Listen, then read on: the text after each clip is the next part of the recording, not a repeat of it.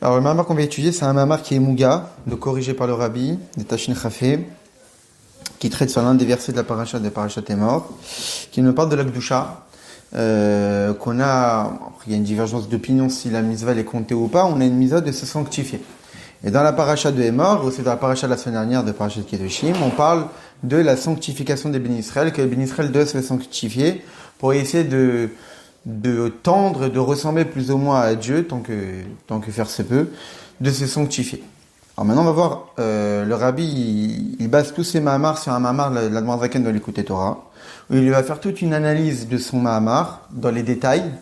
Il va rentrer un petit peu dans les côtés techniques, ce que l'Admor Zaken il a employé comme terme par rapport au Midrash.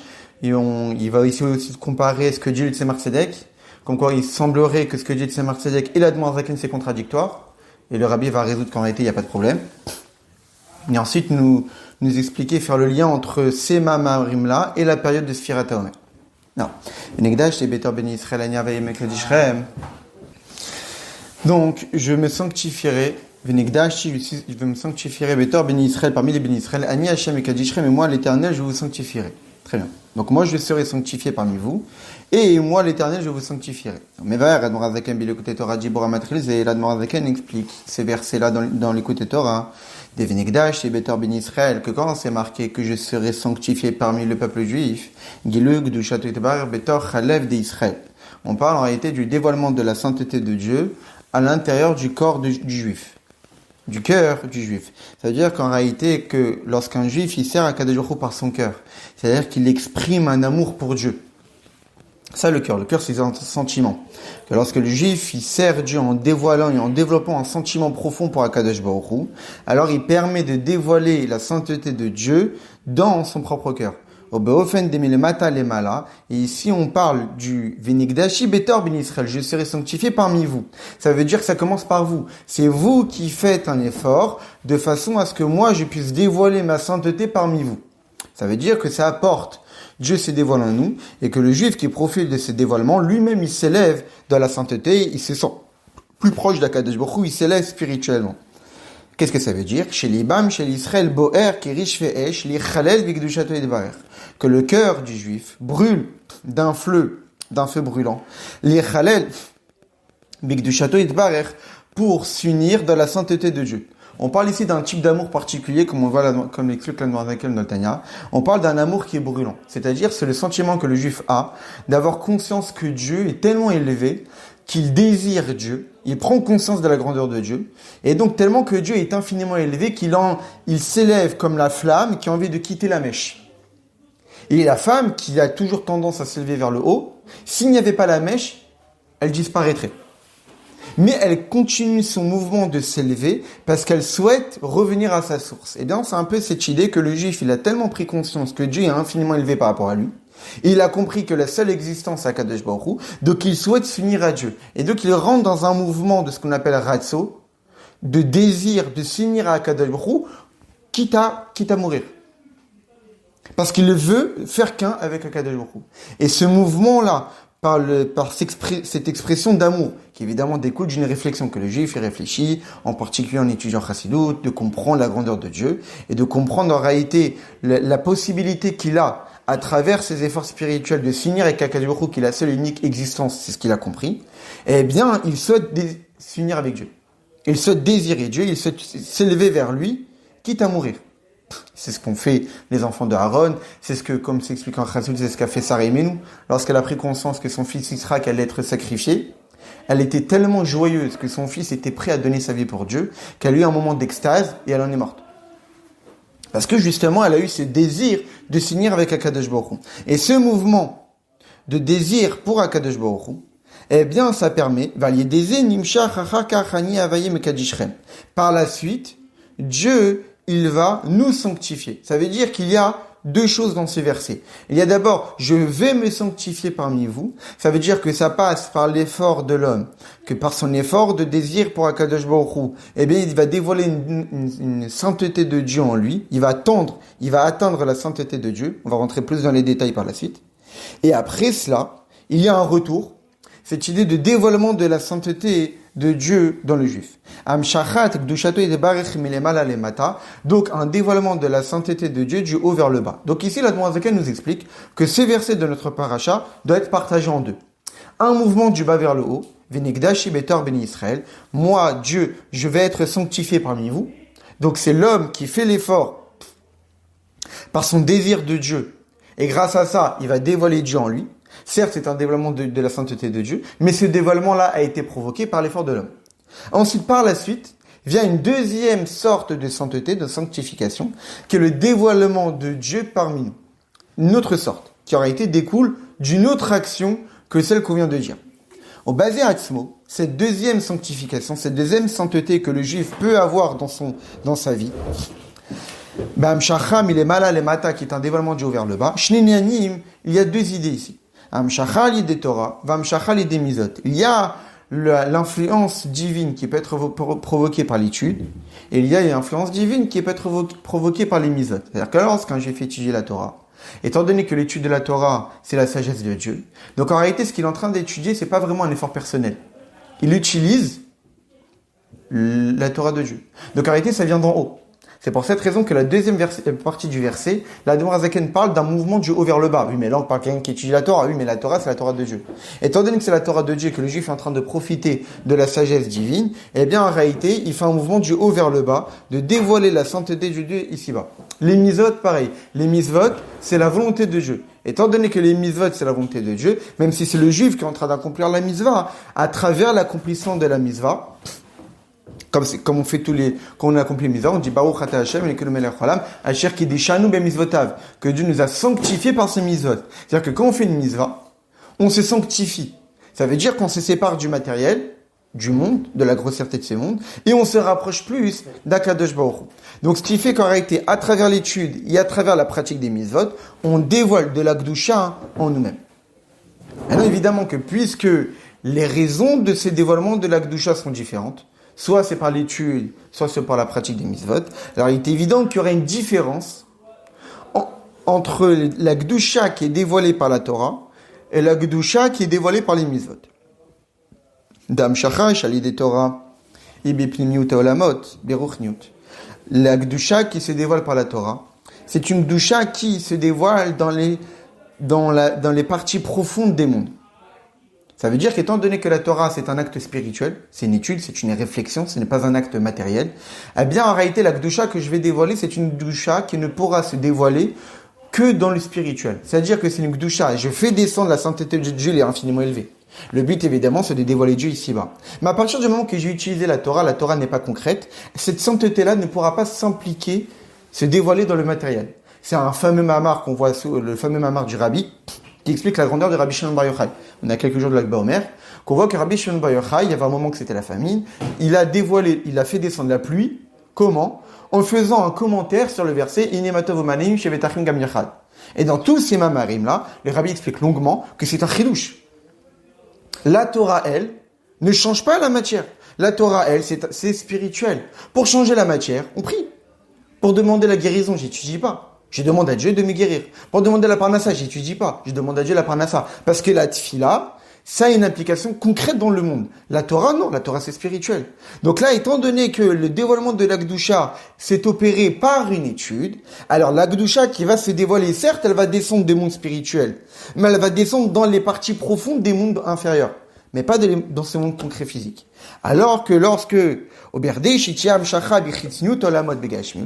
pour que cette Gdusha-là puisse se dévoiler, y compris dans les parties superficielles des mondes, c'est-à-dire y compris dans ces mondes matériels, qu'on élève ce monde spirituellement parlant, ou à l'idée massa mizot, ça passe par les mizot, parce que les mizot, vu que ce sont des actes concrets, donc ce qui a attiré la Gdusha, c'est du concret, donc c'est tout à fait normal et logique que le matériel va profiter de ce dévoilement, c'est lui-même qui en est à l'origine, puisque c'est le matériel qui est à l'origine du dévoilement de la Gdusha, c'est tout à fait normal que le matériel va profiter de ce dévoilement-là, puisque c'est lui qui l'a provoqué. Donc cette Gdusha-là va se dévoiler dans ces mondes inférieurs. Très bien. Mais Zouma Shekatov Gimel Pamim Kadosh, c'est pour cette raison que c'est marqué 3 fois Kadosh. On le dit tous les jours dans la Tfila. On dit que les séraphim, les anges du monde de Bria, par leur réflexion du divin, ils arrivent à avoir un désir pour Dieu, au point que ça les brûle. de ce qui s'appelle des séraphim, c'est-à-dire des anges qui brûlent d'un désir pour Dieu, mais qui prennent conscience que Dieu est trop élevé par rapport à eux.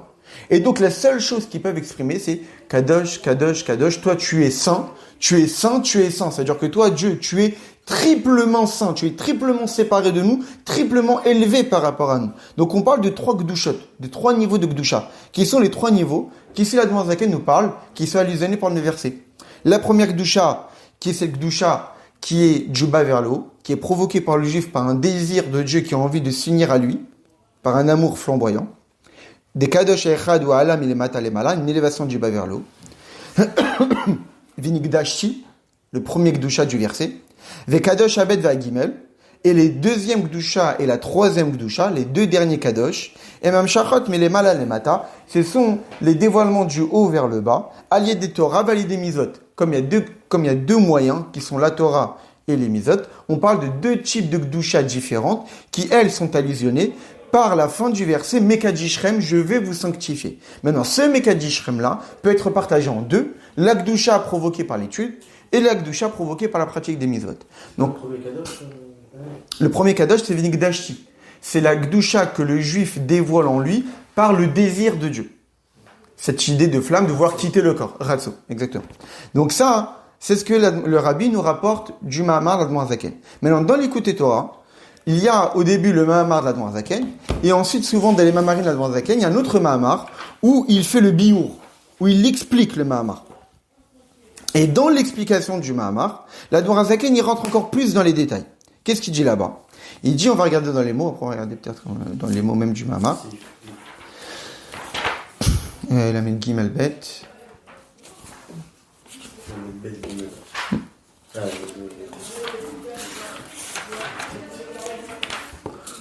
Donc là, on a le Mahamar de l'Admor Zaken, Vinigdashi, qui fait tout ça. Et après, les vers, le bio. Il va expliquer tout ce qu'il vient de dire encore plus dans les détails. Et dans les explications, l'Admor Zaken, il rentre encore plus dans les détails. Et c'est le sujet même du Mahamar du Rabbi. Il va rentrer dans les détails, dans la technicité, dans les termes employés par l'Admor Zaken. Omam Sherba Mahamar, Omam Sherba Mahamar, et l'Admor Zaken, il continue dans l'explication du Mahamar. Chez Gimel, Pamim Kadosh, M Gimel Madrigot. Que puisqu'on parle de 3 fois Kadosh, on répète 3 fois ces termes, c'est-à-dire qu'on parle de Gdusha dans 3 niveaux différents. Kadosh Echad, le premier Kadosh, ou Keter. C'est le niveau du Keter, on sait que Keter, c'est la sphira qui est au-dessus des 10 sphirotes. Chez les Malami Chorma. Très bien. Pour quelle raison? Tout simplement parce qu'en réalité, la Gdusha, c'est séparé. Si on parle que Dieu est séparé, c'est-à-dire qu'on parle d'un niveau du divin qui est séparé de l'enchaînement des mondes, qui est séparé des mondes spirituels. Quel niveau représente cette idée de séparation? Le Keter, qui est allusionné par la couronne, qui est au-dessus de la tête, donc qui fait pas partie du corps, mais qui est au-dessus. Donc le Keter, c'est ce qui est au-dessus.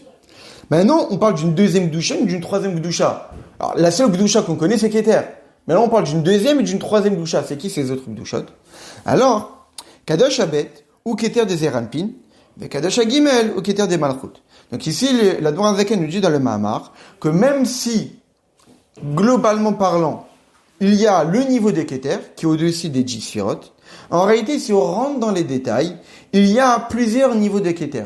Il y a le Keter qui est au-dessus des capacités intellectuelles. Il y a le Keter, donc c'est le premier niveau. Ensuite, il y a le Keter qui est au-dessus des capacités émotionnelles, donc au-dessus des Zeranpin. Et ensuite, il y a le Keter qui est au-dessus de la Malchut, qui est la dernière sphira. Donc en réalité, il y a 3 niveaux de Keter, il y a 3 niveaux du divin qui sont séparés des niveaux inférieurs. Il y a le vrai Keter qu'on connaît tous, qui est au-dessus de l'enchaînement des mondes, au-dessus de la première sphira, donc au-dessus de la Chorma. Ça, c'est la première Gdusha, le premier Kadosh. Ensuite, il y a le deuxième Kadosh, et là, l'Admor Zaken nous dit que ce deuxième Kadosh, c'est le Keter qui est au-delà des émotions, des Zeranpin. Et ces émotions. Chesed, Gvora, Tiferen, Etzach, Jesod. Et ensuite, il y a le Keter au-dessus de la Malchut. Très bien. Donc, c'est ça les 3 niveaux de Gdushot. Pour quelle raison on parle de 3? Parce qu'il y a 3 niveaux de Keter. Le Keter au-dessus de Chorma, le Keter au-dessus de Zeranpin, et le Keter au-dessus de Malchut. Yesh, le Mahabur basé. C'est quoi l'explication de tout cela? Puis il y a comme c'est connu. Chez Kadosh, que le terme de Kadosh, cette sainteté-là, même si c'est pas une bonne traduction, ce niveau extrêmement élevé, Ka'e alors à Sovev, chez Kadosh, chez Mouvdal, Mishtal Shirut. Généralement, dans les textes de Chassidut, on explique qu'il y a la lumière divine à l'origine qui remplissait tout, mais que lorsque Dieu il a créé le monde, il a divisé cette lumière en deux sortes de lumière. Il y a la lumière Or HaSovev et il y a la lumière Or HaMemale. La lumière Or HaSovev, c'est cette lumière qui est tellement intense, qui est tellement élevée, que la création est incapable de pouvoir supporter son dévoilement. Alors cette lumière-là, elle est présente, mais elle ne se dévoile pas. Donc on la caractérise comme étant Sovev qui entoure, parce que, alors exactement, c'est ma kiff, donc elle ne s'introduit pas à l'intérieur, parce que si elle se dévoilait dans les mondes ne pourraient pas supporter son dévoilement. Elle a une utilité, on va pas trop rentrer dans les détails, mais tellement qu'elle est grande, elle ne se dévoile pas. Donc on l'a statuée de Sovev, même si ça n'a pas de sens d'entourer, puisque c'est immatériel. On peut pas dire de choses qui est spirituelle qui entoure. Mais c'est un langage employé pour nous faire comprendre l'idée. Et Or HaMemale, c'est une lumière divine qui est atténuée, qui est contractée, qui va pouvoir vitaliser les mondes spirituels. Très bien. Quand on parle de Kadosh, de séparer, donc on parle d'un niveau du divin qui ne se dévoile pas. Quel est le niveau du divin qui ne se dévoile pas parce qu'il est trop élevé? C'est le Or HaSovev. Très bien. Ah, c'est la même idée. Shokadosh Mouvdal Mishtalshelut, qui est séparé et distinct de la Ishtalshelut, de l'enchaînement des mondes. C'est pour cette raison que où se trouve la notion essentielle de Kadosh, le premier Kadosh, quand on parle de Gdusha de Kadosh, qui représente la Gdusha? Le Keter. Parce que le niveau de Keter, c'est ce qui est au-dessus de la Chorma, qui est la Chorma et la première sphira de tous les mondes. Donc puisque la Chorma, c'est le premier niveau de tous les mondes spirituels, donc c'est tout à fait normal que si on parle d'un niveau qui est au-dessus, c'est ce qui est au-dessus de la Chorma, qui est le Keter. Quand on dit Chorma, tout ça, c'est Chorma d'Atzilut. Exactement. Oui. En fait, les trois niveaux qu'on a parlé, on parle des trois niveaux de Hatzilut. Mais là, Vezeu, chez Gama Keter des Eranpin, Veketer des Malchut Nikra Beshem Kadosh. Et c'est ça, en fait, l'idée que aussi le Keter de Zeranpin et aussi le Keter de Malchut est appelé Kadosh. Parce qu'en réalité, une question qui se pose. Si le terme de Kadosh signifie tout ce qui est au-dessus de l'enchaînement des mondes, le Zeranpin, il est où là, le Malchut, les émotions? Ils sont dans le monde de Hatzilut, ils sont dans les mondes. La Malchut, c'est le plus bas niveau du monde de Hatzilut. Donc on est dans les mondes et on parle de niveau qui s'appelle Kadosh. Comment c'est possible?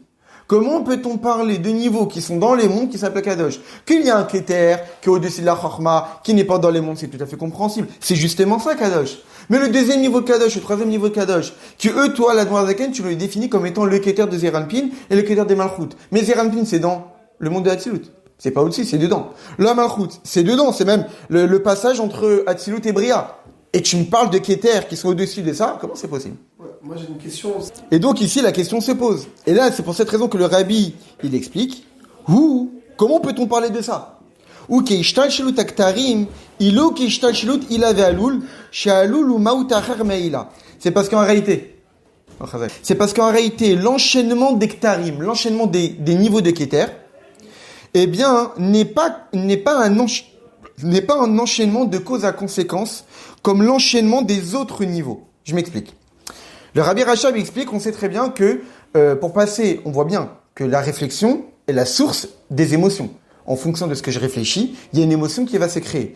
Maintenant, est-ce qu'on peut comparer la nature d'une émotion et la nature d'une réflexion? Pas du tout, c'est pas du tout la même nature. Une émotion, c'est chaleureux, une émotion, c'est dynamique, alors que la réflexion, c'est froid, et la réflexion, c'est posé. C'est pas du tout la même nature. Donc, qu'est-ce qui fait que, pourtant, la réflexion amène à l'émotion? Il y a une différence, parce qu'en réalité, la relation qui permet de passer de la réflexion à l'émotion, c'est un enchaînement, un passage qu'on appelle Ila ve'alul, de la cause à conséquence. Et à un passage de cause à conséquence, il y a une sorte de perdition. Il y a une perte de nature qui va permettre par la suite de créer une nouvelle nature qui sont les émotions. C'est pour cette raison que, pour passer de la tête, les réflexions, aux émotions qui sont dans le cœur, il y a le cou, qui est très étroit. Pour montrer qu'on va essayer de contracter la réflexion, on va essayer de changer la nature de la réflexion pour passer à une nouvelle nature qui sont les émotions, qui sont chaleureuses, dynamiques, etc. Les Keter, eux, c'est un autre processus. Dans les textes de Chassidut, on explique en réalité, si on fait un schéma, eh bien, la Chorma,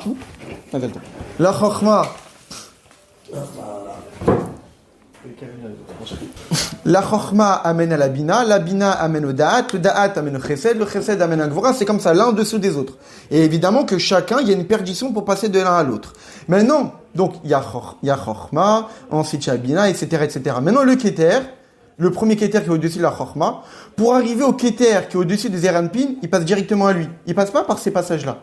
Et ce keter-là, pour passer au keter qui est au-dessus de la malchoute, il passe directement au keter, sans passer par toutes les étapes intermédiaires. Alors, justement, ce sont des keters différents, mais ce sont des keters qui ont la même nature. Le Rabbi Rachab explique dans un mamar. Hein? Alors, parce qu'en réalité, ce sont des keters différents. Il explique. Le Rabbi Rachab, moi, je pense pas qu'on aura le temps de voir dans les mots, mais c'est intéressant ce qu'il dit. Et il dit que les keters, dans l'humain, à quoi ça correspond? Ça correspond à la volonté. On sait très bien qu'il y a les capacités intellectuelles, émotionnelles, pensée, parole, action, etc. Maintenant, le keter, c'est le ratson, la volonté. Maintenant, la volonté, elle, il y a une volonté de réfléchir. Il y a une volonté de s'émouvoir. Et il y a une volonté d'agir. Donc on voit qu'en réalité, la volonté, le keter, n'est pas qu'au-dessus de la réflexion. Le keter est au-dessus de tout. La volonté, je peux l'exprimer dans tous mes organes, dans tous mes membres du corps. La volonté n'a pas un organe qui lui est réservé, comme la réflexion qui est dans le cerveau, l'émotion qui est dans le cœur, et l'action qui sont dans les pieds. La volonté, c'est partout. La volonté n'a pas un organe qui lui est propre. Est-ce que la volonté, ça et puisque... Donc là, en fait, on a déjà plus ou moins la réponse. C'est qu'on peut parler de keter de chorma, keter de zeranpin et keter de malchut. Puisque keter, c'est la volonté est partout. Il n'y a pas de différence. Maintenant, alors, pour quelle raison on parle de keter, on parle de kadosh? On parle de niveau identique en réalité. Comment peut-on parler de niveau identique? C'est parce qu'en réalité, à la différence de la réflexion, elle change de nature. Elle change de niveau. Je m'explique. La Rabbi Rachab explique par exemple, il y a différentes façons de réfléchir. Il y a de la réflexion concrète, il y a de la réflexion théorique. La réflexion théorique, c'est par exemple quelqu'un qui réfléchit sur des mathématiques, quelqu'un qui réfléchit sur la chassidut, quelqu'un qui réfléchit sur des notions intellectuelles. Et il y a quelqu'un qui réfléchit sur des choses concrètes. La menuiserie, des choses tout à fait pragmatiques. La Rabbi Rachab explique qu'en réalité, même quelqu'un qui va pousser sa réflexion au maximum dans les choses concrètes, ça ne pourra jamais atteindre le niveau d'une réflexion des choses théoriques.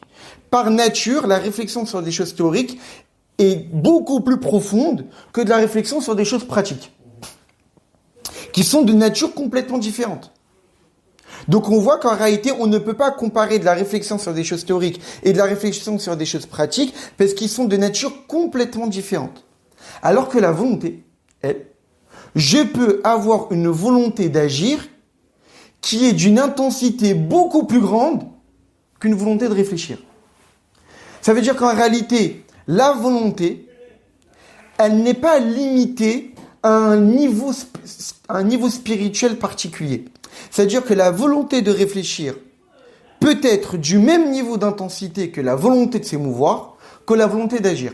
C'est-à-dire que une volonté, étant donné qu'elle n'a pas pour mécanisme d'expression de s'habiller dans un organe, parce qu'en réalité, une capacité qui s'habille dans un organe a besoin forcément de s'adapter à l'organe. La réflexion, puisqu'elle va devoir se dévoiler dans le cerveau, la réflexion va devoir s'adapter à la nature du cerveau pour pouvoir s'exprimer dans le cerveau. L'émotion va devoir s'adapter, pouvoir s'exprimer dans le cœur. L'action, pareil. La volonté, puisqu'elle n'a pas d'organe qui lui est réservé, la volonté n'a pas, si on peut s'exprimer ainsi, n'a pas de mécanisme d'adaptation pour pouvoir s'exprimer dans un organe qui lui est propre. Bien au contraire, souvent c'est l'exemple qui est pris dans les textes de Chassidut, par exemple du Rabbi Rachab de Kontra Soumayan, il dit que lorsqu'on propose à une personne de se jeter dans de l'eau bouillante, qu'est-ce qu'il va mettre en premier? Non, mais pour entrer, il va mettre quel organe? Le pied. Pourquoi pas la tête? C'est plus pratique. Alors, on se dit que c'est plus pratique. Inconsciemment, c'est autre chose. C'est quoi l'idée qui se cache derrière? C'est parce que le Rabbi Rachab explique là-bas, c'est que puisque la tête, c'est le siège de la réflexion, donc ça veut dire que c'est le siège d'une capacité profonde. Donc la volonté, pour pouvoir se dévoiler dans la réflexion, elle va devoir, d'une certaine façon, même si la volonté s'exprime partout, s'adapter, puisqu'elle se dévoile dans un organe qui, pour pouvoir s'exprimer, s'adapte. Le pied, c'est l'endroit le plus bas du corps, où il n'y a même pas de vitalité. On marche toute la journée sur le pied sans même ressentir. Parce qu'en réalité, il y a la vitalité la plus moindre possible. Donc, puisque dans le pied, il n'y a pas de force profonde qui s'adapte, donc là-bas, la volonté va pouvoir s'exprimer à 100%. En réalité, quand on se jette dans de l'eau bouillante, on a une volonté de se dire, je vais résister à la chaleur. Dans la tête, j'aurai du mal. Parce que dans la tête, la volonté va forcément perdre un petit peu en intensité, puisque la tête est un organe dans lequel la réflexion, dans lequel les forces là-bas s'adaptent pour s'exprimer. Donc la volonté inconsciemment va forcément un petit peu s'adapter et donc perdre en intensité. Le pied, il n'y a pas d'adaptation. Le pied, c'est un organe, c'est un membre dans lequel il n'y a pas de vitalité particulière qui se dévoile. Il y a même une vitalité, et c'est marqué dans les textes, que le talon, c'est Malach Hamavet. Le talon, c'est l'endroit mort du corps, parce que c'est l'endroit où il y a le moins de vitalité possible. Donc puisque c'est l'endroit où il y a le moins de vitalité possible, donc c'est open. C'est open pour la volonté de pouvoir s'exprimer à 100%. Donc c'est là-bas où je vais pouvoir exprimer toute ma volonté, et donc c'est plus facile de rentrer dans de l'eau bouillante. Ki'im shekol aktarim et maout echad, parce qu'en réalité, tous les ktarim, tous les keters sont de même nature.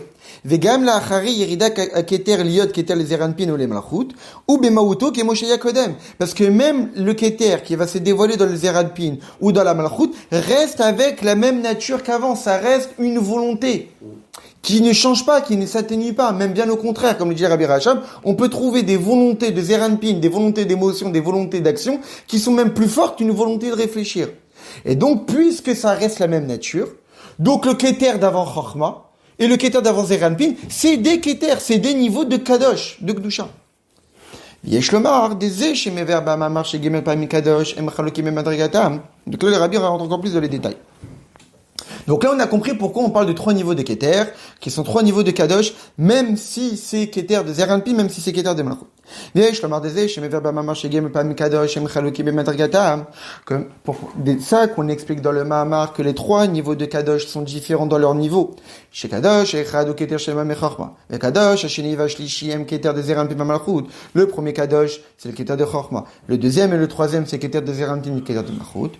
Au Gambiyur al Chiluk Beofanam. C'est aussi une explication sur les différences qu'on a observées au départ du Mahamar, sur leur façon de se dévoiler. Qu'est-ce qu'on a vu au début du Mahamar? Chez Kadosh Harishon, au Beofen de Melemata Lemala, et Kadosh Hasheni Vashlishi, au Beofen de Melemala Lemata. Que le premier Kadosh, c'est celui qui est du mouvement du bas vers le haut, alors que le deuxième et le troisième, c'est du mouvement du haut vers le bas. Et là, le Rabbi va faire le lien entre ces deux explications. L'Admor Hazaken qu'il a dit dans le Mahamar, et ce qu'a dit l'Admor Hazaken dans l'explication du Mahamar. Da Sovev Atzmo, parce que le Sovev lui-même, donc ça veut dire le premier Keter, qui va Kadosh Mouvda Legamre, étant donné que le Sovev, le Keter, par nature, c'est ce qui est séparé au-dessus, Agilu Shelo, Agilu Shelo Be'adam, ou Beofen Shumakir, ou Margi, chez Zouinyan, chez Mouflan, Mouvda Limenu. Quelle est la relation que je vais entreprendre avec le Keter, avec le Sovev pour un juif?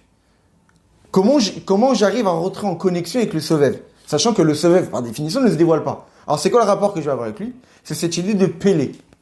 Cette idée de sans dire que c'est nifla, que c'est extraordinaire, que à force de réfléchir sur la grandeur de Dieu, je prends conscience qu'il y a quelque chose qui me dépasse complètement. C'est pas que je l'ai compris. J'arrive à la conclusion qu'il y a quelque chose qui me dépasse. Je sais pas ce que c'est, mais je sais que c'est quelque chose qui est incommensurable, beaucoup plus élevé que moi.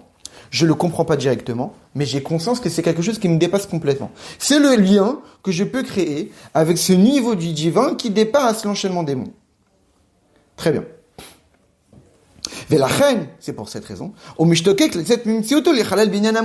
C'est pour cette raison que puisque j'ai pris conscience que ce niveau-là était tellement élevé par rapport à moi, alors ça va me pousser à le désirer. Ça va me pousser à vouloir sortir de mon existence.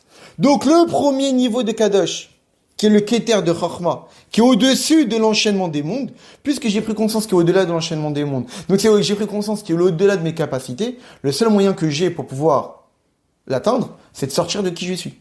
Donc c'est ce ratso. Donc c'est le premier niveau qu'on a parlé, du niveau mouvement du bas vers le haut. Donc là, le rabbi il a fait le lien entre ce qu'on a expliqué ce qui est expliqué dans le premier paragraphe et dans le deuxième paragraphe. Dans le premier paragraphe, on a dit que le premier niveau de Kadosh, c'est ce mouvement du bas vers le haut, c'est ce désir vers Akadosh Baruch Hu, Venigdashi, Betor Beni Israël. Et dans le deuxième paragraphe, le rabbi nous a expliqué qu'en réalité, ce premier Kadosh, c'est le Kadosh du Keter de Chachma, qui est le vrai Keter. Et on voit bien le lien entre les deux, parce que le vrai Keter, il est au-dessus de la Chachma, donc au-dessus de la compréhension. C'est-à-dire qu'en réalité, je comprends pas ce niveau, mais je sais qu'il est au-dessus. Et comme je sais qu'il est au-dessus, je le comprends pas. Donc je peux pas le supporter. Donc pour rentrer en connexion avec lui, je sors de qui je suis. Très bien. Vekacher asovev yored liyot keter les zeranpin ou le malchut. Maintenant quand ce niveau-là descend et devient un keter de zeranpin ou un keter de malchut, azagilu shelo beofen shimshach lemata. Puisque ce niveau-là est descendu, alors c'est un niveau qui est accessible. Je n'ai pas besoin de faire un ratso. Je n'ai pas besoin de rentrer dans un extase pour rentrer en connexion avec lui. Puisqu'il est déjà dans un monde. Il est déjà dans Keter de Zeranpin et Keter de Malchut. Il n'est plus un Keter qui est au-dessus de la Ishtal Shilut. C'est un Keter qui certes s'appelle Keter, mais qui est quand même dans le Seder. Donc ça veut dire qu'il s'est atténué de façon à être plus ou moins accessible par l'homme. Donc c'est ça en réalité les deux niveaux de Kadosh, le deuxième et le troisième. Qu'en réalité, les différences de façon comment ça va s'exprimer, eh bien, c'est en fonction de leur niveau. Des Kadosh Abet, le deuxième, étant donné que ce niveau de Keter est descendu pour être un Keter de Zeranpin, qui est des Zeranpin au Saf Atzilut, qui est la fin du monde Atzilut. Alors, son influence, c'est dans les parties profondes des mondes. On est encore dans le monde Atzilut. On n'est pas descendu dans les mondes inférieurs. Puisqu'on est encore dans les mondes de Hatzilut, donc cette Gdusha-là, c'est une Gdusha qui ne pourra pas se dévoiler dans le monde concret. Comme on l'avait dit, quand on dévoile une Gdusha par l'étude de la Torah. On voit bien le lien entre les deux niveaux. L'étude de la Torah, c'est quelque chose qui est spirituel. Donc la Gdusha qu'elle va pouvoir dévoiler, c'est une Gdusha qui va se dévoiler dans les mondes, mais uniquement dans leur partie spirituelle profonde, pas dans la partie superficielle concrète de notre monde. Et ça, c'est bien lié avec l'idée qu'on parle du Keter de Zeranpin, qui est un niveau qui est dans le monde de Hatzilut, mais qui reste dans le monde de Hatzilut. Alors que Vekadosh Shlishit, le troisième niveau de Kadosh, chez Orel, il y a le Keter le Malchut, qui descend pendant le Keter de Malchut, où la Malchut, c'est qui? C'est la source des créatures.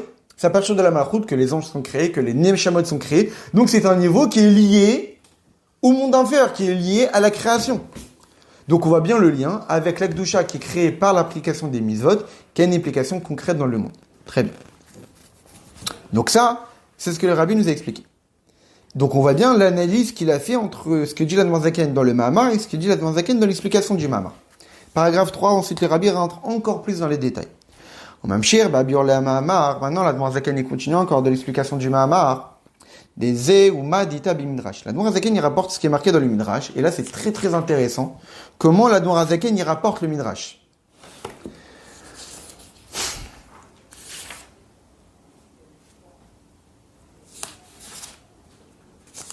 Il rapporte. Qu'est-ce qu'il dit là-bas? Il dit Machal Ibn Medina. À propos des trois niveaux de Kadosh, Machal Ibn Medina, chez Asou Shlosh Atarot Lemeler. On parle des gens d'un pays qui ont confectionné 3 couronnes pour le roi. Maasa Ameler, qu'est-ce qu'il a fait le roi? Et Nir Berosho Achat, il a mis une couronne sur sa tête. Veshtaim Berojbanav, il a donné 2 couronnes sur la tête de ses enfants. Donc on lui a offert 3 couronnes, une pour ma tête, j'ai qu'une tête, donc j'en mets qu'une. Et il y a les 2 autres, je donne pour mes enfants. Très bien. De même, dans le Midrash, on dit que les anges couronnent Dieu de 3 gdushot. Ils disent à Dieu, tu es kadosh, kadosh, kadosh. Mais Dieu, il fait quoi avec ces 3 gdushot? Alors, qu'est-ce qu'il a fait? Car bechol yom elyonim aktirim lifnei kadosh rosh gdushot. De même, tous les jours, les anges, ils couronnent Dieu de 3 gdushot en disant kadosh, kadosh, kadosh. Ma kadosh c'est qu'est-ce que Dieu il fait? Noten berusho achat. Il met sur sa tête une. Veshtaim beroshan chez Israël. Il en met 2 sur la tête de Ben Israël. Oh, dire, qu'est-ce qui est marqué? Ki kadosh ani, car je suis saint. V'etkadishtem vitem kedoshim, et v'etkadishtem et vous serez saints, v'etkadishtem et vous vous sanctifierez, vitem kedoshim et vous serez saints. Donc ça, c'est ce que dit l'Admor Zaken dans le Mahamar. Il rapporte le Midrash, il dit que en réalité, c'est on a les anges qui couronnent Dieu de 3 gdushot, Dieu il prend une gdusha pour lui, il en donne 2 au Béni Israël, on voit ça dans les versets. On voit ça dans Parashat Kedoshim Ki Kadosh Ani, car je suis saint. Et ensuite, dans les versets d'après, il est marqué Vitkadishtem vitem kedoshim, vous sanctifierez et vous serez saints. Alors, donc le rabbi continue en nous expliquant Aïnou, qu'est-ce que ça veut dire? Des ki kadosh ani, car je suis kadosh, ou atara shenoten berosho, c'est la couronne qui met sur sa tête. Vitkadishtem vitem kedoshim, emshte atarot shenatan beroshan shel Israël, ce sont les deux couronnes qui met sur la tête des Ben Israël. Ou les haïr. Maintenant, il est intéressant de noter. Des Ben Midrash et les Fanenouk. Et si on regarde dans le Midrash, je suis allé voir, dans le Midrash Rabbah, là-bas, comment c'est mentionné? Et Taoudirtiv, les versets sont mentionnés différemment. L'Admorazaken, il a changé le Midrash. L'Admorazaken, il rapporte un Midrash, mais il n'a pas rapporté de la même façon. Il n'a pas rapporté les mêmes versets. Daber el kol adat ben Israël, kedoshim tiu, vitkadishtem, vitem kedoshim. Le Midrash, il rapporte les deux versets, mais de façon différente. Dans le verset dans Parashat Kedoshim, c'est marqué Daber el kol ben Israël, parle au tout ben Israël, va martalem, et vous leur direz Kedoshim tiu, vous serez saints, ki kadosh ani Hashem Elokechem, car je suis saint, l'Éternel votre Dieu. Très bien. L'Admorazaken, il a rapporté que ki kadosh ani, pas Kedoshim tiu, alors que le Midrash, il a rapporté Kedoshim tiu. Et ensuite, quand on continue dans la Parashat de Kedoshim, il y a marqué Vitkadishtem vitem kedoshim, vous sanctifierez, vous serez saints. Le Midrash, il a rapporté Kedoshim tiu et Vitkadishtem vitem kedoshim. L'Admorazaken a rapporté Ki kadosh ani, Vitkadishtem vitem kedoshim, et pas Kedoshim tiu. Pourtant, il rapporte le Midrash, mais il change. Sachant que dans les Mamarim il rapporte dans la note 15, dans les Mamarim du Rabbi Rachab et du Rabbi précédent, on rapporte le Midrash, mais tel que c'est marqué dans le Midrash. Alors que l'Admorazaken, il a changé. Pourquoi il a changé? Et c'est la question du Rabbi. La Beraka de Ben Israël, Kedoshim Tiu, Vit Kadishem, Vitem Kedoshim. Donc, Kedoshim Tiu, vous serez saint. Vit Kadishem, vous vous sanctifierez. Vitem Kedoshim, vous serez saint. Dès le Chor, misé Mashma, a priori des mots du Midrash, des Shte Atarot, Shenatan, Beroshan, chez l'Israël, que les deux couronnes qu'on met sur la tête de Ben Israël, c'est qui? C'est Kedoshim Tiu, Vit Kadishtem, Vitem Kedoshim. Vous serez Kedoshim Tiu, vous serez saint. Vit Kadishtem, vous vous sanctifierez et vous serez saint. On parle ici tous des bénis Israël. Donc 3 termes pour parler des deux couronnes que les bénis Israël mettent sur leur tête. Shnir Shavim Shneem la Tara Achat. Qu'en réalité, il y a Kedoshim Tiu, qui est la première couronne des bénis Israël, et Vit Kadishtem, Vitem Kedoshim, qui est la deuxième couronne des bénis Israël. Donc c'est ce que, dans les mots du Midrash, c'est comme ça qu'il faut comprendre. On a le Kedoshim Tiu, qui est la première couronne des Ben Israël, et Vit Kadishtem, Vitem Kedoshim, qui est la deuxième couronne des Ben Israël. Aval Bilikute Torah Mefaresh, mais dans l'Ilikute Torah, des Shte Atarot, Shenatan Beroshan Shel Israël, Vit Kadishtem, Vitem Kedoshim. Les deux couronnes qu'on met sur la tête des Ben Israël, c'est Vit Kadishtem, première couronne, Vitem Kedoshim, deuxième couronne. Kedoshim Tiu, alors que le Kedoshim Tiu, qui est juste à côté de Kikadoshani, Ena Nimnit Batarot, n'est pas compté parmi les couronnes. Donc l'Admorazaken a modifié le langage du Midrash. Donc évidemment, c'est pas par hasard. Donc là, le Rabbi explique. Yesh leverze alpima deita b'midrash sham. Ensuite, le Rabbi dit on peut expliquer ça par rapport au passage juste après dans le Midrash.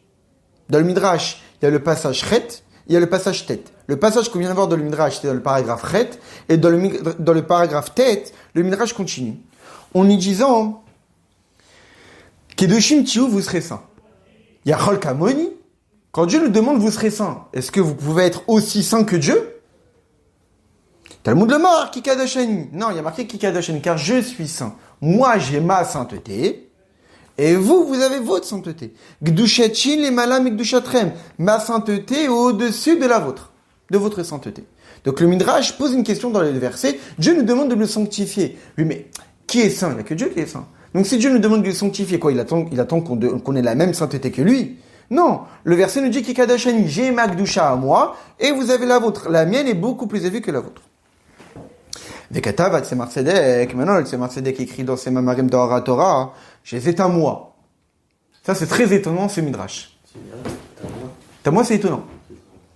Et le Rabbi il dit, qu'est-ce que c'est? Le Tzemar Tzedek, c'est juste ça qu'il dit, le Tzemar Tzedek. Zet à moi, c'est très étonnant. Alors, qu'est-ce que le Tzemar Tzedek veut dire? Le Rabbi nous explique. Va kavana basé bepashtut. Ce que veut nous dire ici le Tzemar Tzedek, tout simplement, dit qui est shayach afilu kasol kadatar chez Israël ayukamoni. L'idée même de poser la question n'a pas lieu d'être. Comment le Midrash pourrait poser la question? Peut-être comme Dieu. Et la question se pose même pas. C'est évident que c'est impossible qu'on ait la même doucha de Dieu. Pourquoi le Midrash sous-entend la possibilité qu'on peut avoir la doucha de Dieu au point qu'il pose la question le Midrash? Peut-être comme Dieu. Le Tzemar Tzedek qui dit, mais c'est impossible, la question se pose même pas. Depuis quand les bénis Israël, qui sommes des créatures, peuvent avoir la même doucha que Dieu? C'est évident que non. Donc puisque c'est évident que non, pose pas la question. La question n'a même pas lieu d'être. Pourquoi poser cette question alors que c'est quelque chose qui est totalement évident? Au Bélécoté Torah, hein, Parashat Nitzavim. Donc ça, c'est ce que dit le Tzemar Tzedek. Donc le Rabbi a rapporté le Midrash. Le Tzemar Tzedek sur le Midrash, qui ne comprend pas le Midrash. Comment le Midrash peut-il laisser entendre, même en hypothèse, la possibilité qu'on puisse avoir la même doucha que Dieu? Donc c'est évident que si le Tzemar Tzedek dit ça, ça veut dire que c'est impossible d'avoir la même doucha que Dieu. Au point que même pour lui, la question ne se pose pas. Donc ça, c'est ce que dit le Tzemar Tzedek. Maintenant, le Rabbi rapporte le Morazaken dans un autre Mahamar, dans Parashat Nitzavim. Mais le côté de Parashat Nitzavim, mais voir, là-bas, il rapporte le même Midrash. Des Gdushatrem, Iagdusha, Shimshechet, Alede Iteruta, Jiltata, Demasa Mizvot. Votre sainteté à vous, c'est une sainteté qui se dévoile par un réveil d'en bas, par les Mizvot. Que quand un juif il accomplit les Mizvot, il dévoile la Gdusha sur lui. Très bien. Vegdushachi, chez les Malam, Gdushatrem, Igdusha nalit bioter. Shien iteruta jiltata de masamizat magacham. Mais ma gdusha à moi, qui est bien plus élevée que la vôtre, est une sainteté qui est tellement élevée qu'aucune misva n'est capable d'atteindre. Très bien. Il y a la gdusha des bénis Israël par les mizot. La gdusha de Dieu est inatteignable par les bénis Israël par les mizot. Ça répond pas à la question. Mais non. Venim shichet. Aïda tchouva. Mais cette gdusha de Dieu qui est inaccessible, elle peut se dévoiler grâce à la teshuva. Que dit la Dmorazaken? La gdusha de Dieu, on peut y atteindre. On peut être aussi kadosh que Dieu. Contradiction entre le Tzemar Tzedek et le Morazaken. Le Tzemar Tzedek qui dit, la question ne se pose même pas. Comment on peut envisager qu'on ait le même niveau de Gdusha que Dieu? La question ne se pose pas. Que dit le Morazaken? On peut être la même Gdusha que Dieu. En faisant tes choix. Et c'est le Rabbi qui a posé la question. C'est le Rabbi qui a posé la question. Il dit ça. C'est ça. Là, c'est pas la réponse, on est d'accord. Non, on n'a pas encore de réponse. Vezeu ma sheba li tshuva. Donc là, l'Admorazaken, il continue. En réalité, j'ai déjà avancé sur la question, mais là, le Rabbi continue à rapporter ce que dit l'Admorazaken, que c'est ça que les Balei Teshuva sont plus élevés que les Tzadikim. Parce qu'en réalité, là-bas, dans le Mahamar de Parashat Nitzavim, c'est un Mahamar où dans Parashat Nitzavim, on parle de la mitzvah des Teshuva. Parashat Nitzavim, c'est la parasha qu'on lit juste avant Rosh Hashanah. Donc c'est un Mahamar qui parle de la Teshuva de Rosh Hashanah. Là-bas, l'Admorazaken, il rapporte, il nous dit que depuis Rosh Hashanah, on dit Amelech HaKadosh. Pour quelle raison on dit Amelech HaKadosh? Parce que le jour de Rosh Hashanah, c'est le jour où on a couronné Dieu en tant que roi. On couronne Dieu en tant que roi parce que c'est le jour où Adam Arishon a été créé. Et donc, étant donné que c'est le jour où Adam Arishon a été créé, c'est uniquement à partir de ce jour-là que Dieu est devenu roi. Parce qu'avant que l'homme soit créé, il n'y avait que des animaux. On n'est pas roi sur des animaux. On est roi sur une personne qui accepte la royauté du roi. Quand est-ce que Dieu a été accepté en tant que roi? Quand il y a eu l'homme. C'est pour cette raison que le Télim de vendredi, Hachem Meler Geout Lavesh, que Dieu s'est habillé de royauté. Télim du vendredi, parce que c'est vendredi qu'Adam Arishon a été créé et qui a couronné Dieu en tant que roi. C'est pour cette raison qu'on fait ces Télim. Donc c'est pour cette raison que Rosh Hashanah, comme toutes les choses se répètent tous les ans, on couronne Dieu en tant que roi. Très bien.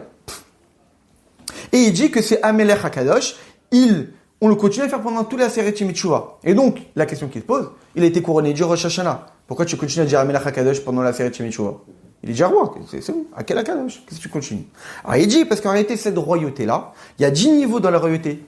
Il y a Chochma dans Malchut, il y a Bina dans Malchut, il y a Da'at dans Malchut. Comme il y a 10 niveaux de royauté, Mima Makim Kerachicha Hashem, dans les profondeurs, je vais t'invoquer Dieu. Il y a 10 niveaux de profondeur, il y a 10 niveaux de royauté. Donc pendant les 10 jours de la série Timichouva, on dévoile un niveau de royauté. Chochma de Malchut, Bina de Malchut, etc., etc. Et ensuite, il s'intéresse sur le mot Kadosh, Amelech HaKadosh. Donc on parle d'un roi qui est saint, qui est extrêmement élevé. Et c'est là-bas qu'il explique tout ça. Mais de quelle sainteté on parle? On parle de la sainteté de Dieu. La sainteté de Dieu qui est au-delà des capacités de l'homme. Mais si on dit Amelech HaKadosh pendant la série Timichouva, c'est que cette sainteté-là de Dieu, du roi, si on la mentionne, c'est qu'elle nous concerne. Elle n'est pas juste inatteignable. On en parle pendant la série de Shemei Teshuvah. C'est qu'on a un lien avec ce niveau-là. Et là, la Zaken nous dit que la Gdusha que nous, on produit par les mitzvot, c'est notre Gdusha de nous en tant que créature. La Gdusha de Dieu est beaucoup plus élevée que ça. Mais on peut l'atteindre par la Teshuvah.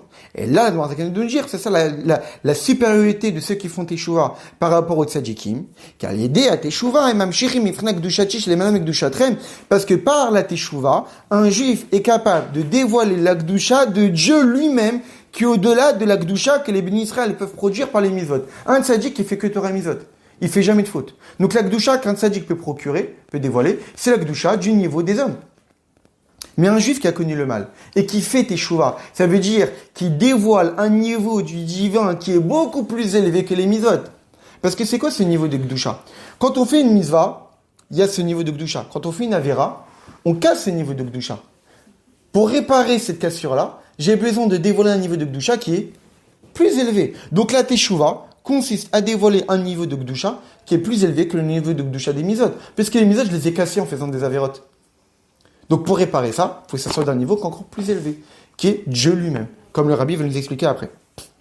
Donc pour l'instant, qu'est-ce qu'on voit? On voit qu'il y a un midrash qui nous dit que la Gdusha de Dieu est inatteignable. Non seulement elle est inatteignable, mais le Tzemar Tzedek nous dit, t'as même pas besoin de le préciser, c'est une évidence. Et la Zaken de l'écouter Torah nous dit, on peut l'atteindre en faisant tes choix. Qu'est-ce qu'il faut dire? Que cette supériorité que les Balei Teshuvah ont sur les tzadikim,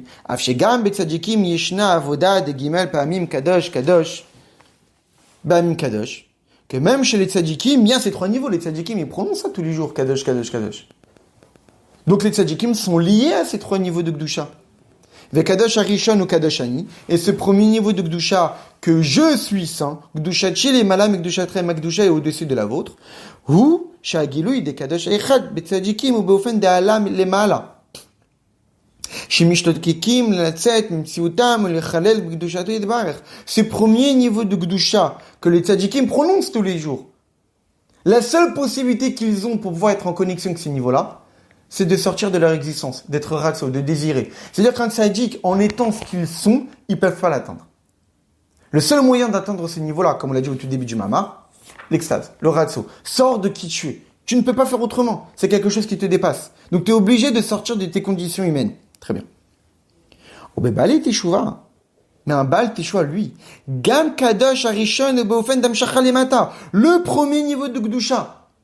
Que si on rappelle tout ce qu'on a dit, qui est le Keter de Chochma, qui est au-delà des mondes, que c'est le niveau qui est inatteignable, etc., qui est le Sovev, le Baal Teshuvah, il fait en sorte que ce niveau, il se dévoile en lui. Il a même pas besoin de sortir de son existence. Ça, c'est la force d'un Baal Teshuvah. Un Baal Teshuvah, il est beaucoup plus grand qu'un tzaddik. Un tzaddik, pour rentrer en connexion avec la Gdusha de Dieu qui est au-delà de la nôtre, le seul moyen, c'est de sortir de qui il est. De sortir de sa condition humaine. Le Baal Teshuvah, lui, en faisant Teshuvah, l'effort qu'il a fourni, c'est tellement exceptionnel, comme on va l'expliquer, qu'il peut le faire tout en restant qui il est. Et ça, il faut comprendre. Comment cette Gdusha-là peut-elle se dévoiler ici-bas? On vient d'expliquer depuis le départ du mamar que c'est pas possible. Au bioter et Mouvan, on comprend encore deux temps plus. On comprend pas encore une question encore plus forte. D'abord à Torah, dans le livre du Tzemar Tzedek, qu'est-ce qu'il dit là-bas?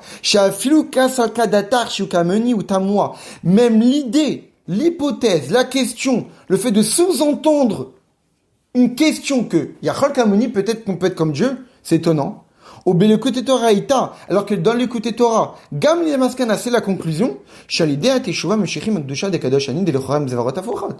Ce que dit la Zaken, ce que dit le Tzemar Tzedek, c'est totalement contradictoire. Le Tzemar Tzedek, il accepte même pas la question. Ça n'existe pas d'avoir une hypothèse. Peut-être qu'on peut. La réponse c'est qu'on peut pas. Mais même la question de se poser, c'est inadmissible.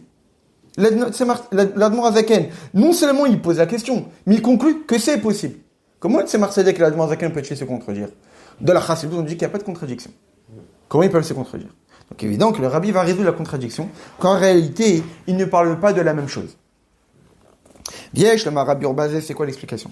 Demash et Omer à Tzemar Tzedek chez Etamoi, quand le Tzemar Tzedek il dit que c'est étonnant pour qui? Chaque akavana basé, c'est quoi ici l'intention? She'en lazé makom besechel. C'est étonnant pour l'intellect divin.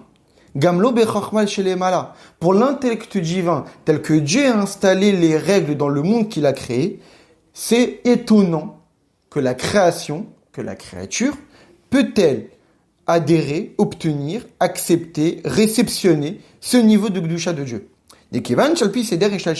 Que puisque d'après l'enchaînement des mondes, tel que Dieu l'a décrété par sa sagesse, Nivra ou Be'enaruch Leboré, une créature est incomparable au créateur. C'est comme ça que Dieu a créé son monde. On est incomparable au créateur. Il y a Dieu et il y a nous. On est incomparable. Donc, on ne peut même pas envisager la possibilité qu'on puisse être comme lui. Donc, d'un point de vue de la sagesse divine, telle que Dieu a créé tous les mondes, toute sa création, oui, c'est inenvisageable. On ne peut pas l'envisager. Mais pour l'essence même de Dieu, il n'y a pas de barrière. Pour Dieu, il n'y a rien d'impossible. Des qui on est pour dire à Dieu quoi faire? Dieu peut tout faire. Dieu, certes, il a créé un monde avec des règles. Dans les règles du monde, envisager que l'homme puisse atteindre la Gdusha de Dieu, c'est inenvisageable. On ne peut même pas l'envisager, on ne peut même pas poser la question. Mais pour l'essence même de Dieu, tout est possible. Dieu peut tout faire. Donc on ne peut même pas mettre des barrières à Dieu. Dieu est au-delà de toutes les barrières. Même les barrières qu'il a créées, il peut les casser.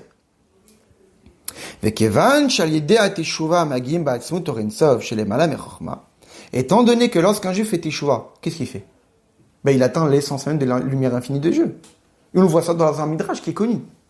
Qu'est-ce qui est marqué dans un midrash? On a posé la question à un juif qui faute, qu'est-ce qu'il fait? On a posé la question à la chachma, qui meurt. On a posé la question à la prophétie, le mal va le poursuivre toute sa vie. On a posé la question à la Torah, qui offre un sacrifice. On a posé la question à Dieu, qui fasse teshuva. Qui a donné la possibilité de faire teshuva? Dieu. La chachma, qui crève. La névoie, le mal va le poursuivre, même partout dans le Guéhennom. La Torah, qui fasse un sacrifice, et après on verra. Dieu, il peut tout faire. Qu'il fasse teshuva. Il y a une parabole du Maharal de Prague qui est très intéressante, et il donne l'exemple dans le Midrash, comme quelqu'un, un citoyen qui a cassé le vase du roi. Il a un vase, il a cassé, il ne sait pas quoi faire. Il va voir le chacham du palais, il dit, mais t'es fou. La guillotine, tu vas mourir. Il va voir le prophète. Il dit, mais fuis, mais t'es foutu, on va t'attraper. Il va voir la Torah, ça veut dire le confident du roi. Il dit, va acheter un grand cadeau, peut-être pour te faire pardonner. Il va voir le roi, il dit, t'inquiète pas, je vais essayer d'utiliser des vases cassés. C'est un peu cette idée que le juif, il est cassé, il a fait plein de fautes. Il va voir tout le monde, il dit, mais c'est foutu pour toi. Et Dieu, il dit, t'inquiète pas, un juif qui a fait des fautes, je m'en occupe. Je peux le sauver. C'est très beau cette parabole. Et le Shalou la Kadesh Baruch Hu Amar Yaseh Teshuva et Kaperlo, que Dieu dit, qui fasse teshuva, je vais le pardonner. Damana Yaseh Teshuva, qui donne la réponse qui fasse teshuva? Badav Kama Kadesh Baruch Hu chez les Mamir Chachma des Torah. Seul Dieu est capable d'envisager la possibilité de teshuva. Donc la teshuva, elle vient de qui? Elle vient de l'essence même de Dieu. La reine, c'est pour cette raison, alliée à teshuva, grâce à la teshuva, Yachol Kamoni. On peut être comme Dieu. Puisque c'est Dieu qui m'a donné la possibilité de faire teshuva. Quand un juif fait teshuva, par la force de qui il fait teshuva? Par la force de Dieu. Le juif qui fait teshuva, il a l'essence même de Dieu entre ses mains. Il y a l'essence même de Dieu qui se dévoile en lui. Qui peut lui mettre des barrières à un juif qui fait teshuva? Personne.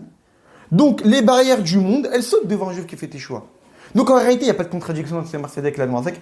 Ils ne parlent pas de la même chose. Le Tzemar Tzedek parle des règles, comment Dieu a imposées dans le monde. D'un point de vue des règles de la Chorma, ne peut pas atteindre la Gdusha de Dieu. L'Admorazak, il parle pour l'essence même de Dieu. Parce qu'on parle de quelqu'un qui fait teshuva. On parle de Aseret Shemetchuva. Dans les Aseret Shemetchuva, Dieu est proche de nous. Dieu se dévoile. Donc, qui l'en empêche? Donc, il peut atteindre l'essence même de Dieu. Il peut atteindre la Gdusha de Dieu.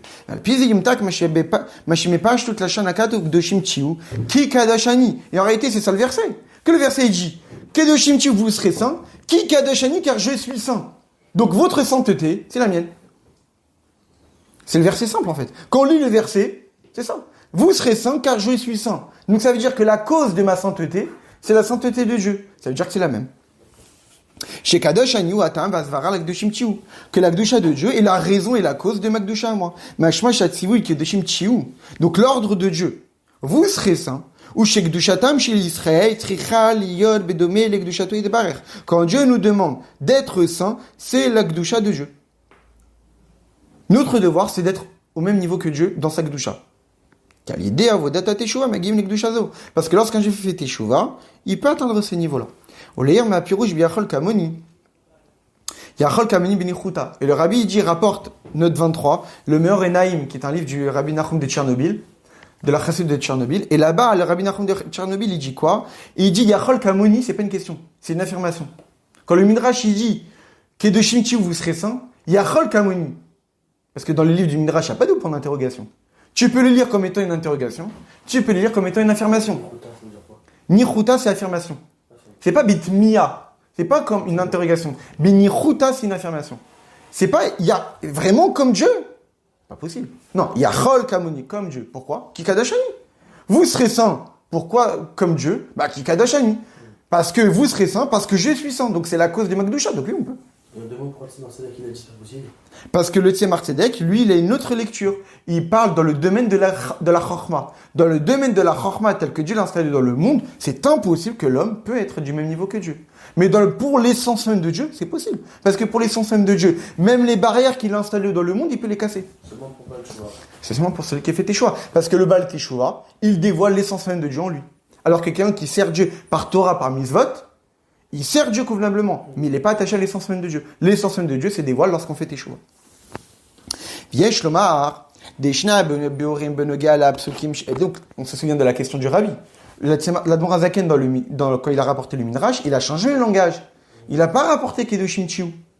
Il a rapporté que Kikadoshani et Vitkadishtem Vikiten Kedoshim. Il n'a pas rapporté Kedoshim Tiou. Alors que dans le Midrash, c'est marqué Kedoshim Tiou. Pourquoi il a changé ça? Ici, le Rabbi répond.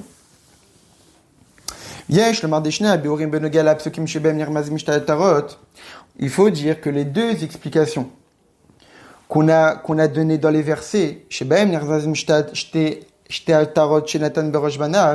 qui sont allusionnées par les deux couronnes qu'on donne sur la tête des Béni Israël, qui sont inclus même dans le verset de Kedoshim Tiou, et les deux explications qu'on a données dans Yachol Kamoni, Tluim Zebazé, en réalité dépend l'un de l'autre. Qu'est-ce que veut dire ici le Rabbi? C'est que les deux lectures qu'on a des versets, ça veut dire soit tu prends Kedoshim Tiou, ou soit tu le prends pas, sont liées aux deux façons qu'on a de lire Yachol Kamoni. Yachol Kamoni, question, ou Yachol Kamoni, affirmation. Donc là, le Rabbi, en réalité, il fait un lien avec tout ce qu'il a dit. Et il nous explique. Tluim Zebazé, l'un dépend de l'autre. De la pirouche, Yachol Kamoni ou Blachem Tuya. Quand on dit que Yachol Kamoni, vraiment comme Dieu, comme étant une interrogation, Akdusha de Kedoshim Tiou, l'Akdusha de Kedoshim Tiou, vous serez saint. De quel Akdusha on parle? On parle d'une Akdusha qui n'est pas celle de Dieu. Puisque c'est Yachol Kamoni, est-ce que c'est possible que c'est celle de Dieu? C'est l'interrogation. Non. Nichlele B'Kdushatrem chez les Matam Ikdushati. Donc le Kedoshim Tiou, qui est, quand on dit peut-être comme Dieu, c'est pas possible. Alors le Kedoshim Tiou, c'est la même Kdusha que Vitkadishtem Vitem Kedoshim, puisqu'on parle de la Kdusha des Bnei Israël.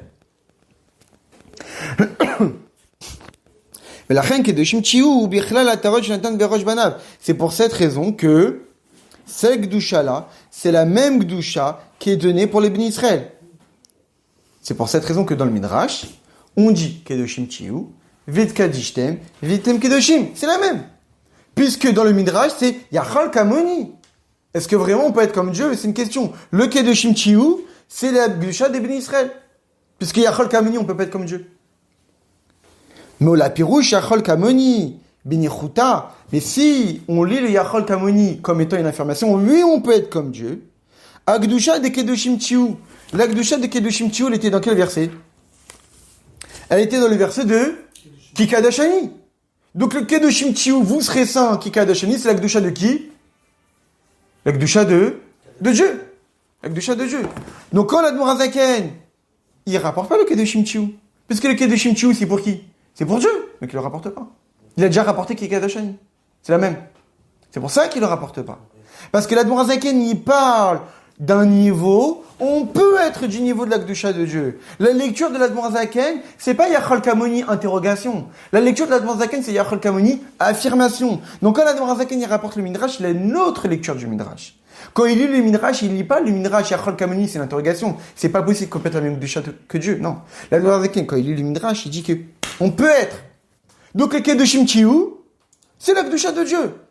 Comme j'ai déjà dit Kikadoshani, je ne la rapporte pas. Et quand je parle de la Kedusha des Béni Israël, alors Vit Kadishtem, Vitem Kedoshim. Il y a deux couronnes, Vit Kadishtem, première couronne pour les Béni Israël, Vitem Kedoshim, deuxième couronne. Mais Kedoshim Tiou, c'est déjà inclus de la première couronne de Kikadoshani. C'est comme ça que le Rabbi l'explique pourquoi l'Admorazaken il a changé de langage. Exceptionnel. Ma shekatu be midrash Kedusha de Kadoshani à Torah shenatal la'atzmo. Maintenant, quand dans le Midrash, il s'est marqué que Kadoshani, Magdusha, c'est la Gdusha que Dieu l'a pris pour lui. Parce qu'en réalité, il faut qu'il soit cohérent.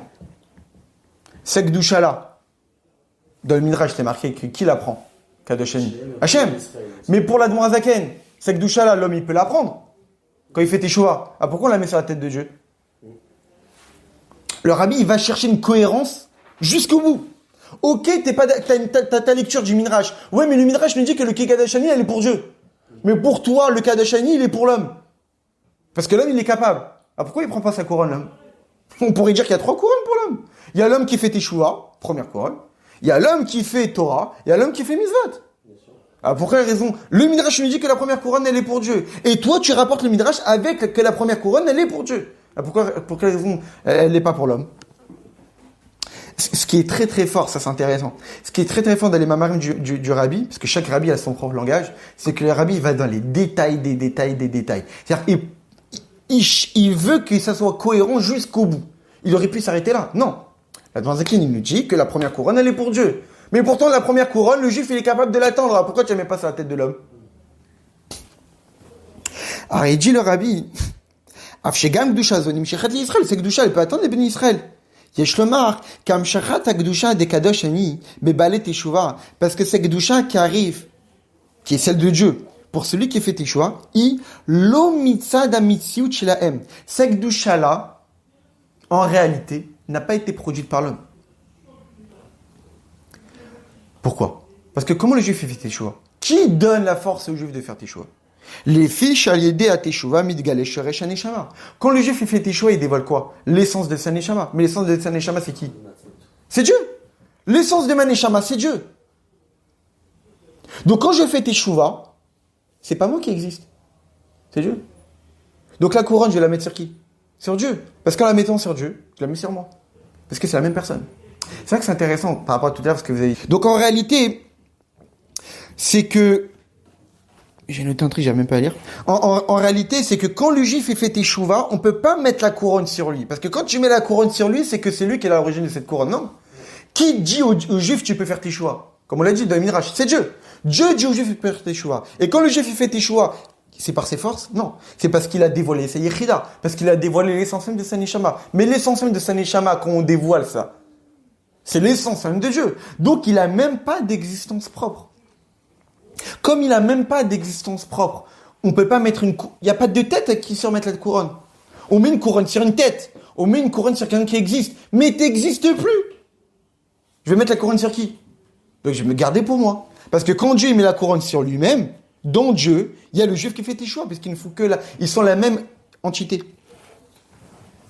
Venimtsa de gam lachare shatara yeshna ben Israël, que même si cette couronne-là, on la donne au juif, parce qu'il a fait Teshuva, il atteint ce niveau de Gdusha. Mais, Iberosho shel melech, elle est sur la tête du roi. Velo nitla lacher, gamlo lebanav, on la donne ni à quelqu'un d'autre, ni aux enfants. Parce qu'il n'y a personne d'autre.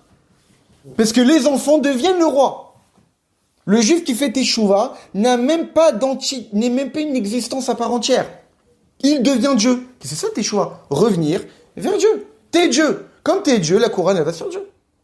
C'est pas qu'on la donne pas aux juifs. C'est que le juif, il est dans Dieu. Donner la couronne à Dieu, c'est donner la couronne aux juifs. Donc c'est pour cette raison que c'est tout à fait cohérent. Quand l'Admorazaken nous rapporte le Midrash, il nous dit que la première Gdusha, c'est la Gdusha du juif qui fait Teshuvah, il peut atteindre la Gdusha de Dieu. Mais cette Gdusha-là, on l'a mis sur la tête de qui? La tête de Dieu. Ah, mais comment? Le juif l'a fait Teshuvah? Non, mais le juif qui fait Teshuvah, c'est Dieu. Magnifique. Et là, dernier paragraphe exceptionnel. Parce que le mamar qu'on étudie, c'est dans Parashat Emor, qui est dans la période de Sfirat HaOmer. Mais dans le mamar, on parle des Teshuvah, c'est un mamar dans Parashat Nitzavim, qui est de Aseret Yemei Teshuvah. Et là, le rabbi va faire le lien entre les différentes périodes des deux mamarim. Le mamar de Parashat Emor, qui est dans la période de Sfirat HaOmer, et c'est dans Parashat Emor qu'on lit la Sfirat HaOmer, alors que le mamar, c'est dans Parashat Nitzavim, qui est pendant Aseret Yemei Teshuvah. Mais Yesh Lomar. Donc, pour dire jusqu'où le rabbi rentre dans les détails. Même là, l'endroit où le mamar il est dit, c'est précis. Yesh Lomar Deze, Shinyanam Shacha Dekdushat Chile Malam Kdushatrem. Mais voir les Edia, Badrushim des Parashat Nitzavim. Où est-ce que l'Admorazaken il nous dit que la Gdusha de Dieu, elle est au-dessus de la Gdusha de l'homme de façon claire, dans Parashat Nitzavim. Et là-bas, il nous dit qu'on peut l'atteindre. De façon claire et évidente. Il dit que le juif qui fait Teshuvah, il peut atteindre le niveau de la Gdusha. Ça, c'est de façon claire et évidente. Maintenant, Machenken Badrushim des Parashatenu, les Dja, c'est clairement. Machenken Badrushim des Parashatenu, mais dans les mamarim de notre parachat de Parashat Emor. Il dit pas clairement qu'on peut atteindre la Gdusha de Dieu. Il dit de façon allusive. Comment le rabbi a vu ça de façon allusive? Il n'y a pas marqué Vitem Kiddushim. C'est comme ça que le rabbi l'a compris. Il a marqué Kekadashanim, il n'a pas marqué Vitem Kiddushim. Le rabbi a compris tout ce qu'on a expliqué uniquement parce que l'Admorazaken il a changé les versets du Midrash en n'utilisant pas Vitem Kiddushim. Mais l'Admorazaken ne parle pas de Teshuvah dans ces mamars-là. Il ne parle pas qu'on atteint la Gdusha de Dieu. Le rabbi juste il a compris par cette absence de mots. Alors que dans le mamar de Parashat Nitzavim, là-bas l'Admorazaken dit clairement qu'il y a le niveau de Gdusha qui est au-delà de la capacité de l'homme, mais l'homme il peut l'atteindre en faisant Teshuvah. Il dit ça clairement. Donc, dans le mamar de Parashat Nitzavim, c'est dit clairement. Dans le mamar de Parashat Emor, c'est dit de façon allusive. ומה שכתוב ליג'ה בדרושים אלה הוא שהגילוי דקדוש האחד באדם ובאופן דעלה מלמטה למעלה שרוצה לצאת ממציאותו להיכלל בקדוש. Mais la seule chose qui est marquée clairement dans notre mamar à nous, c'est que pour atteindre le premier niveau de Kadosh, c'est en faisant le ratso. Ça, c'est marqué clairement. Ça veut dire que la seule condition pour atteindre ce niveau-là ne soit plus un être humain. Sors de ta condition humaine, fais ratso. Mais c'est pas marqué Teshuvah. Très bien. Non, parce qu'on ne peut pas le mot-clé qu'on nefesh. Non, mais il dit les chalel bekadosh. Les chalel, c'est kalout. C'est s'unir avec la Gdusha. Alors, pourquoi cette différence? Que dans Parashat Nitzavim, l'Admorazaken il dit clairement, dans Parashat Emor, il dit pas clairement. Pourtant, il rapporte les mêmes Midrash, il donne les mêmes explications, mais il ne dit pas clair dans un mamar et pas clair dans un autre. Parce que dans le mamar de Parashat Nitzavim, c'est un mamar qui parle d'une période de Teshuvah, une période de Rosh Hashanah. ובפרט למבואר בליקוטי תורה שהתשובה דאתם נצבים היום כולכם לפני השם ושכל הנשמות מתעלות למעלה במקור חוצבם ולבא l'Admorazaken il dit que c'est quoi atem nitzavim ayam kulechem lifnei Hashem que vous vous tenez tous aujourd'hui devant Dieu lifnei Hashem devant Dieu on parle d'un niveau où les neshamot sont en train de s'élever pour ne faire qu'un avec Dieu, en faisant Teshuvah. Donc c'est une période où on fait qu'un avec Dieu en faisant Teshuvah. Donc là-bas, l'Admorazaken parle que le juif est capable d'atteindre le niveau de Gdusha de Dieu de façon claire, puisque la période le permet. ולכן בדרושים דפרשת ניצבים ובורים מבור ליג'ה, המשכה דקדושת שלי מעלה מקדושתכם. Que là-bas, dans ces mamarim-là, c'est dit clairement qu'on peut dévoiler la Gdusha de Dieu qui est normalement au-delà de votre Gdusha de l'homme. Kaliede, Shenishmot Israël, Mitalot, les Makor Chutzvam, Nimshach, Laem, Gamatara, Shenata, Leatzmo. Que par le fait que le juif, en faisant Teshuvah, il élève sa Neshama de façon à atteindre le niveau tel qu'elle est dans sa source. Donc là, le juif, il peut réceptionner la couronne que Dieu, normalement, prend pour lui. Comme on l'a expliqué.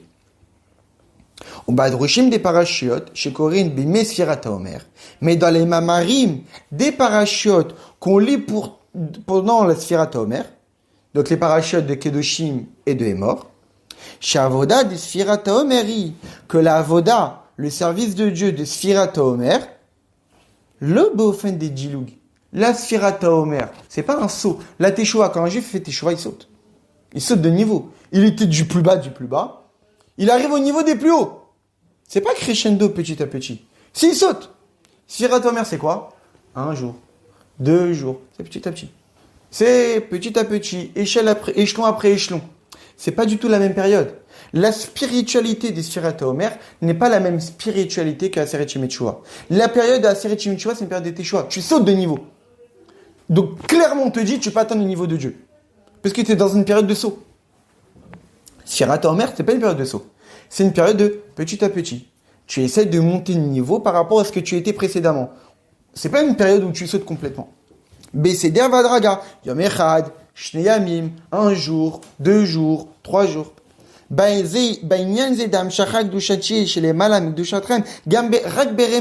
Donc pendant cette période de Sfirat HaOmer, qui n'est pas une période de Teshuva véritable, donc je peux te parler de que tu peux atteindre la Gdusha de Dieu, mais uniquement de façon allusive. Pas clairement. Parce que la période ne le permet pas. La période d'Aseret Yemei Teshuva te le permet. Je te le dis clairement. La période de Sfirat HaOmer ne te le permet pas, je te le dis pas clairement.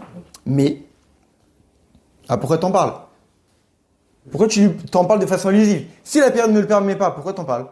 Ou même de façon allusive, pourquoi t'en parles? Parce que la période le permet plus ou moins. Yeshlomar, des Shemouva Bedrushim et les Inyanze Berezem Aklopaim. Mais pourquoi tu les rapportes quand même? Si la période ne le permet pas, pourquoi tu les rapportes? Ou qui Sfirat HaOmer, ou Inyan Biro Nefesh Abamit. Parce que Sfirat HaOmer, c'est quoi? C'est raffiner notre âme animale. C'est Sfirat HaOmer. Sfirat HaOmer, c'est quoi? C'est de raffiner le lachem, au Sfartem lachem. Vous allez raffiner, vous allez éclairer Sfartem, faire luminer le lachem, vous.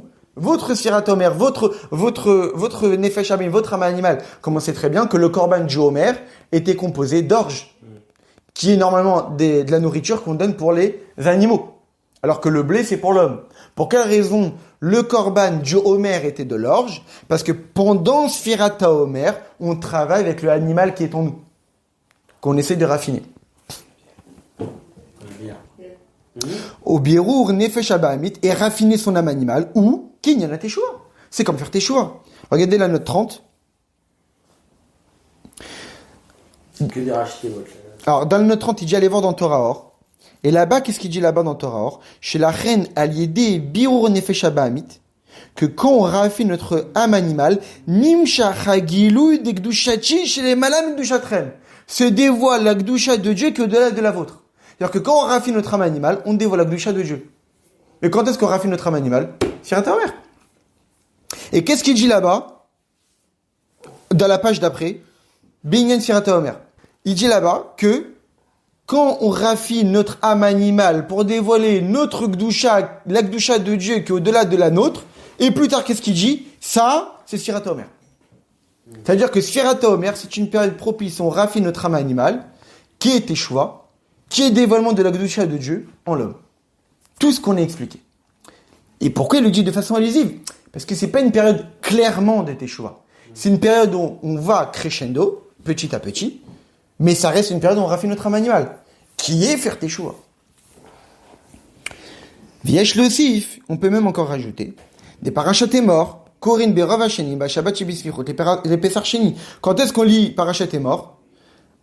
À proximité de Pessar Sheni. Quand les rabbis avaient fait ses Mahamar, c'était le 13 Iyar, qui est la veille du 14 Iyar, qui est Pessar Sheni. Mais là, par exemple, c'est Shabbat, on est quand même à proximité de Pessar Sheni. Des Pessar Sheni, où il y a la Teshuva. C'est quoi Pessar Sheni? Rattrapage. Le rattrapage, c'est quoi? C'est la Teshuva.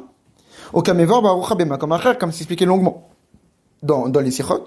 Des Pessar Rishon, le premier Pessar, le vrai Pessar, c'est Avodat Tzadikim. On sait très bien que le premier Pessar, c'est le mois de Nissan, qui est le période des Tzadikim. Alors que le mois de Tishri, c'est le mois de la Teshuva. Donc le premier Nissan, c'est les Tzadikim. Ou Pessar Sheni, c'est le rattrapage. Ceux qui étaient impurs au premier Pessar. Ou il y en a Avodat Teshuva. C'est la Teshuva. Mais la reine Gambadrushim des Parashat est mort, mais Roma Zainian Damshachak Dushati les Malam Gdushatrem, c'est pour cette raison que dans le Mahamar, même de Parashat est mort, on parle quand même de la Gdusha de Dieu qui se dévoile dans la nôtre, qu'on peut atteindre la Kedusha de Dieu, Yachol Kamini Benichuta, ça veut dire de façon affirmative, on peut être comme Dieu. Maintenant, ce qui est dans une sikha en 90, le rabbi dit clairement, très intéressant, que Sfirat HaOmer, c'est une période de saut. C'est pas une période où on va petit à petit. Alors en réalité, non, parce que le rabbi dit que Sfirat HaOmer, c'est raffiner son âme animale. Alors qu'est-ce qu'il dit? Alors quand est-ce qu'on fait Sfirat HaOmer? Le lendemain de Pessah. Le lendemain de Pessah, c'est quoi Pessah? Tu sautes. Le lendemain. Et le rabbi il dit dans une note, la coutume chez Chabad, normalement d'après d'autres coutumes, c'est qu'ils font Arvit après le Seder du deuxième soir. Parce que Sfirat HaOmer, c'est le lendemain de Pessah. Donc pas encore le premier jour. La coutume chez Chabad, c'est qu'on fait Arvit avant le Seder, quand on est encore dans le premier jour. Mais comment tu peux faire Arvit quand tu es encore dans le premier jour? Dans la note, il dit que chez Chabad, on fait Arvit quand on n'a pas encore fait Kiddush, donc on est encore dans le premier jour. Ouais, mais c'est pas possible. On dit qu'on Sfirat HaOmer, Mimachorat HaShabbat, le lendemain de Pessah, donc le lendemain du premier jour. Parce que le rabbi veut dire que le Sfirat HaOmer qu'on fait, c'est en prenant la force de Pessah. Parce que le Sfirat HaOmer qu'on va faire, c'est un Sfirat HaOmer, on fait que sauter.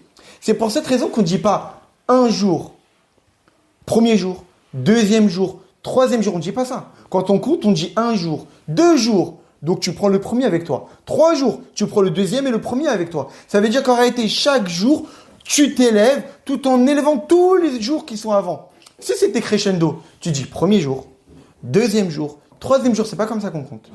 On compte 1 jour, 2 jours, 3 jours, c'est que tu prends tout avec toi. C'est-à-dire que tu élèves tous les niveaux d'avant. Bon, dans les détails, le rabbi explique, mais c'est intéressant que le rabbi nous explique que pendant cette période, d'une certaine façon, entre Pessah et Shavuot, la conclusion de ces Mahamar, c'est qu'entre Pessah et Shavuot, c'est comme entre Rosh Hashanah et Kippour.